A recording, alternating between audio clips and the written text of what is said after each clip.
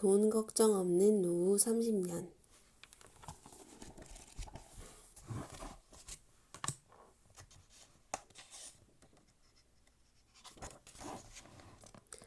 알게 모르게 지고 있는 4가지 빚의 실체. 매튜 교수를 다시 만나기란 생각만큼 쉽지 않았다. 아시아 지역 본부장을 맡은 관계로 일본이나 홍콩으로 출장이 잦아서 매튜 교수는 좀처럼 시간을 내기가 어려웠다. 현재는 조바심이 났다. 어떻게든 매튜 교수를 만나서 구체적인 실천 방안을 들어야만 했다. 매튜 교수의 비서와 10번도 넘게 통화를 한 끝에야 그를 만날 수 있었다. 근무 시간 중이라 쉽게 자리를 뺄 수 없었지만 애가 아프다는 핑계를 대고 조퇴를 하고 역삼동 사무실을 찾아갔다.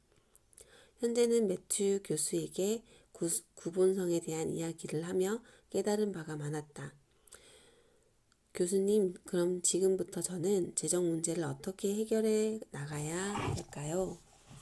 현재가 다급한 표정으로 질문을 던지자 매튜 교수는 오히려 여유로운 표정을 지어 보이며 현재의 어깨를 토닥거렸다. 답은 매우 단순하네. 빚을 없애는 거지. 하지만 빚을 없애기 전에 해야 할 가장 급한 것이 있네. 빚을 더 지지 않도록 뚫린 구멍을 막는 거지. 빚을 얻어서라도 원하는 것을 소유하려고 하는 소비 욕구를 없애는 지혜를 가져야 하네. 그 다음에 해야 할 일은 지금 있는 빚을 파악하고 하나씩 없애는 작업을 해 나가는 걸세. 빚을 다 청산한 후 얼마나 많은 사람들이 부자가 되었는지 나는 수없이 목격했다네.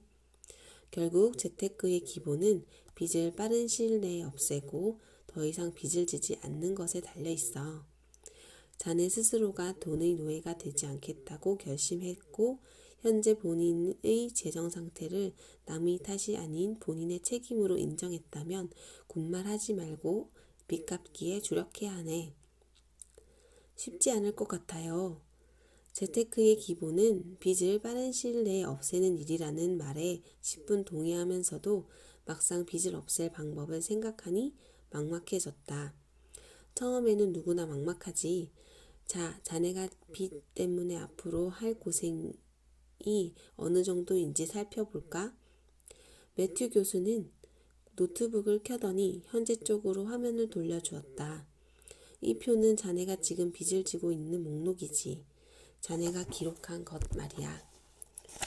자네 지금의 빚 덕분에 자네 부모 세대보다 훨씬 수월하게 집과 자동차를 얻을 수 있었지. 대출 받을 기회가 열려 있으니 말이야. 그런데 세상에 공짜는 없어. 자넨 그의 대가로 매월 156만 원씩 돈을 빌려준 채권자에게 지불해야 하는 거야. 해마다 1872만 원을 말이지. 자네 연봉이 얼만가? 5천만 원 정도 됩니다.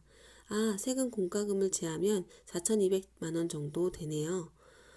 그렇다면 원금도 아닌 이자만으로 자네 연소득의 45%가 날아가는 셈이군.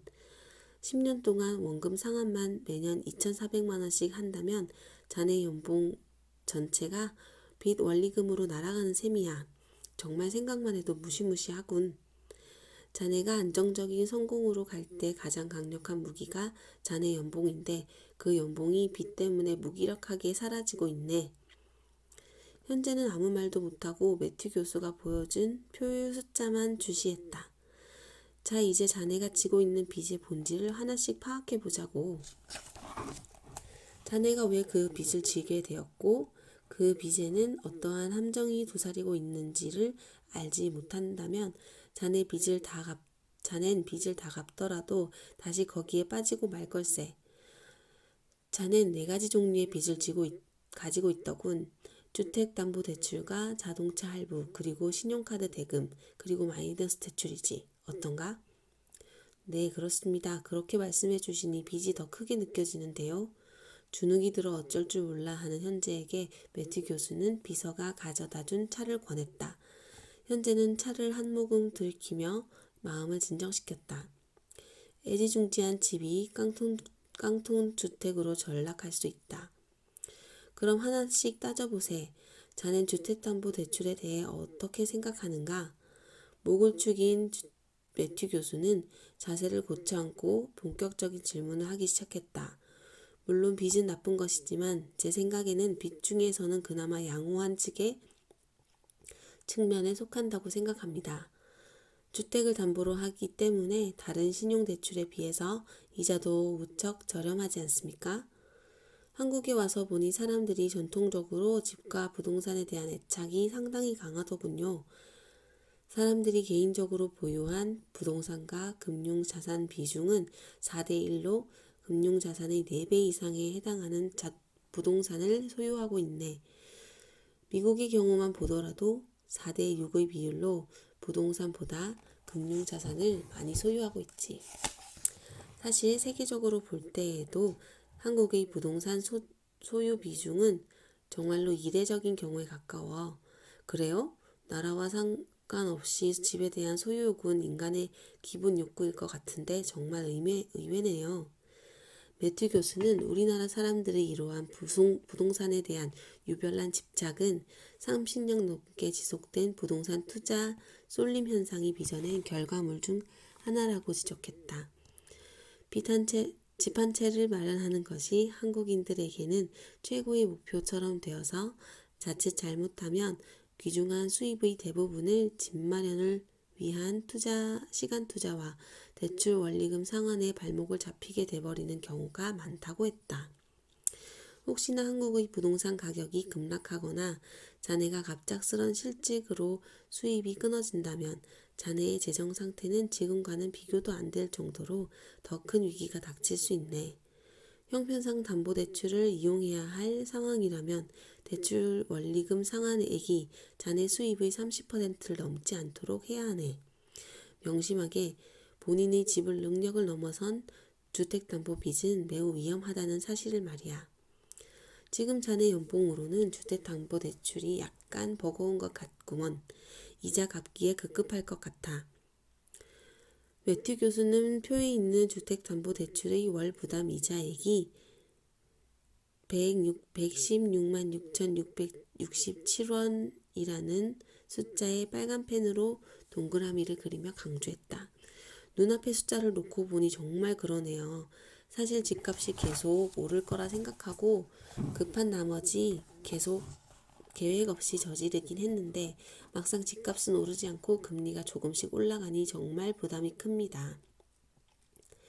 그동안 현재는 매달 100만 원이 넘는 돈을 주택담보대출 이자로 지불하는 것이 부담스럽기는 했지만 언젠가는 집값이 오르며 이 모든 것을 보상해 주리라 믿고 있었다.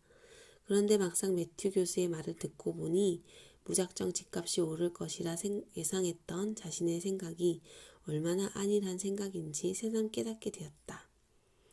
허허, 그래? 만약 어떤 사람이 자네처럼 집값이 오를 것을 기대하며 3억 원 집을 1억 원은 자기 돈, 2억은 은행에서 대출을 받아 구입하여 매월 100만 원씩 이자를 지불했다고 가정해 봄세. 그가 평범한 직장인이라면 아마 이자를 내느라 다른 재테크를 할 겨를이 전혀 없을 거야. 게다가 집값이 오를 거라는 기대와는 달리 10년 후 집값이 33% 하락했다고 가정하면 어떻게 될까? 현재가 그런 일은 상상하는 것조차 싫다는 표정을 짓자 매튜 교수는 흰 종이 위에 0이라는 숫자를 썼다. 0, 바로 깡통주택이 되는 거지. 집값이 2억 원이고 은행 대출로 2억 원이 잡혀 있으니 말이야. 너무 잔인하십니다. 현재는 매튜 교수에게 야속하다는 표정을 지어 보였다. 이 친구 아직도 정신을 못 차리는 모양이군. 집값이 떨어지면 깡통주택이 되는 것보다 더 억울한 사실이 뭔지 아나? 10년간 매월 부은 이자 100만 원이 10년 후에 얼마가 되는지 아나?